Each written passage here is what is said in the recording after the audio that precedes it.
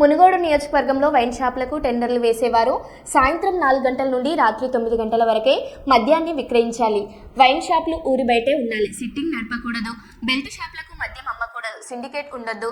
ప్రజలను ఆరోగ్యవంతులుగా తీర్చిదిద్దడం, మానవ జీవన ప్రమాణాలు పెంచడం, బెల్ట్ షాపుల నిర్మూలన, మహిళా సాధికారతే నా ఉద్దేశం. ఎవరిని ఇబ్బంది పెట్టాలని కాదు. నియోజకవర్గ ప్రజలు, యువత మద్యం మత్తును వదిలి ఆర్థికంగా ఎదగాలని నా కోరిక. ముఖ్యం టెండర్ లేసి వైన్ షాప్ వాళ్ళకి ఏం చెప్తున్నామంటే, మీరు టెండర్ లేదలుచుకుంటే వైన్ షాపుల పక్కన పర్మిట్ రూమ్ అని ఉంటుంది. అది మా డే టైంలో తాగుతుర్రు. అక్కడికి వచ్చి అక్కడ అందరి చుట్టుపక్కల ప్రాంతంలో అందరికీ ప్రాబ్లమ్స్ అవుతున్నాయి. అక్కడ పర్మిట్ రూమ్ అనేది ఉండదు. మా మునుగోడులో మేము నడవలేమని చెప్పినాం. అలౌ చేయను. నేను ఎమ్మెల్యేగా ఉన్నంత వరకు ప్రజల ప్రాణాలు, ప్రజల ఆరోగ్యమే నాకు ఇంపార్ట్ తప్పితే ప్రజల జీవితాలతో ఆడుకునే ఎవరు ఏ పని చేసినా ఎట్టి పరిస్థితుల్లో ఒప్పుకునే ప్రసక్తే లేదు. ఊరు బయట ఉండాల్సిన వైన్ షాపు ఊరు సెంటర్లో ఉంటుంది.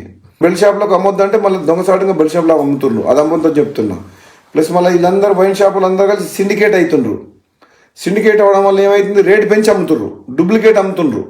వేరే మండలాలు, వేరే నియోజకవర్గాలు, వేరే జిల్లా వాళ్ళు ఇక్కడ పార్టిసిపేట్ చేయొద్దు. వైన్ షాప్ లొకేషన్స్ కూడా తప్పున్నాయి.